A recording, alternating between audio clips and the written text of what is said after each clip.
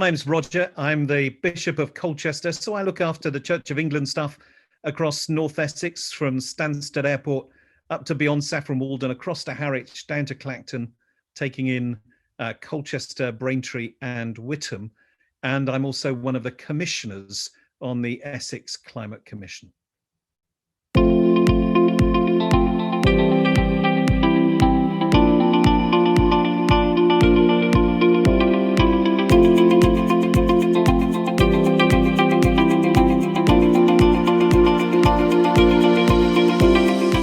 I've long had a concern for environmental issues, stemming, I think, from my background in science. I wasn't originally going to work for the church. I was going to be a research scientist, and I have a degree in chemistry. And I think the situation, though, has become more urgent. If we don't really work hard to cut our emissions by 2030, then the prospects of keeping that temperature rise down to 1.5 degrees centigrade look pretty bleak. And by the way, a 1.5 degrees centigrade rise is pretty catastrophic nonetheless. I think Greta Thunberg was right when she said, I want you to act as if the house is on fire, because it is. That's a pretty good analogy as far as I'm concerned. So there's an urgency to do something, as well as an interest in some of the science behind it all. But it's also personal. I was involved in delivering a water bowser to the people of Marsabit in Kenya. They needed a water bowser. We in Essex and East London raised some money to purchase it. They need it because they are dealing with severe drought year after year after year. And seeing what that means for them, for their livelihoods, for their chances of survival, it makes it personal too. So I was delighted when I was asked to be on the commission.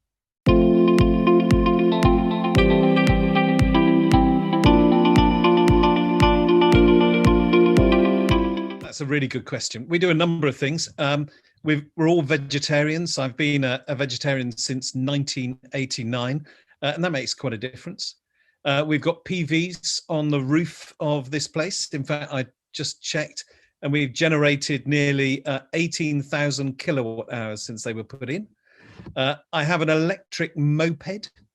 So all my short journeys, if it's just me popping into town or something like that, or going to a local meeting, I hop on my little moped, which is battery operated. Looks like a Vespa, but it's cheaper to run, cheaper to park. It's a great little thing.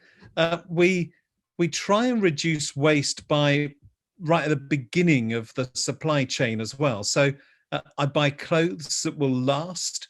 So my shoes, which I wear most days, are made in the UK, in Northamptonshire. They've lasted me 5 years so far. My last pair from the same company lasted me 8 years. We also buy second-hand furniture. So thank God for eBay and local auctioneers. In fact, at a recent auction in Colchester, I picked up an occasional table, an Edwardian chair, and a Georgian corner cupboard, all for just £80. Not a bit of MDF in sight. So we also do our best by curbside recycling, although I'm sure that not all those bottles and cans are mine. But actually the beer, even the beer, you see, comes from a company that is certified zero carbon, so emission-free beer. So even in that, I'm doing my bit. So we're trying to do what we can, trying to reduce our impact, trying to recycle and reuse what we can. And I think hopefully that will make a difference. The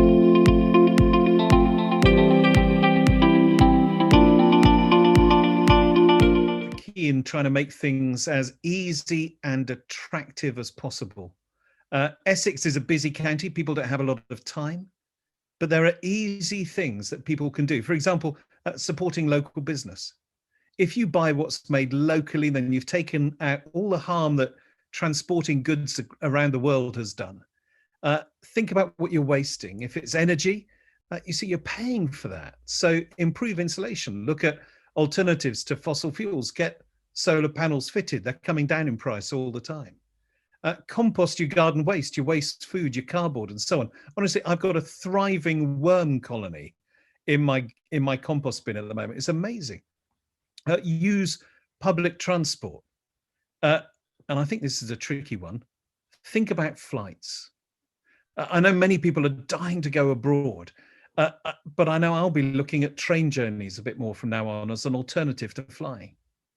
We need to engage people in the conversation. That's why I think Essex's Green and all the other social media channels are so important.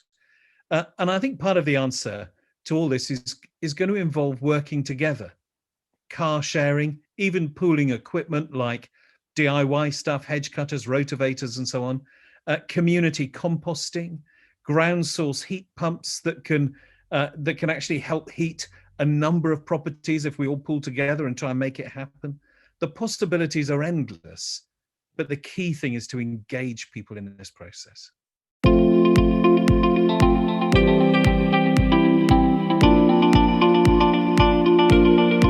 think this has been a really tough time for a lot of people. And two big employers in Essex will be struggling. That's Southend Airport and Stansted Airport. And it may be that things will continue to look very different for them going forward. But I also think this is our moment. This is our moment. Essex is the most innovative and entrepreneurial county in which I have ever lived. And I think we can make something of this. I shouldn't have to go to Germany, for example, to get triple glazed windows, or a place in Wales to get hold of these brilliant solar panels that look like slates, natural slate. We should be making that in Essex. But also, this is a nation, this is a county of inventors. You know, we were the first county to deliver on radio transmission and broadcast. Surely there are some people in Essex now who can invent solutions that we've not even thought of to problems that we've not really got our head around, so that we can actually do something going forward. I would love to see Essex as a centre for innovative green technology. And we can make that happen. We already have the first in the UK all-electric forecourt for charging electric vehicles, just outside Braintree. If you've not seen it, it's absolutely brilliant. There's more along those lines that we can do. Let's really put Essex on the map again as the place that is employing and developing and encouraging people in some of this new green technology.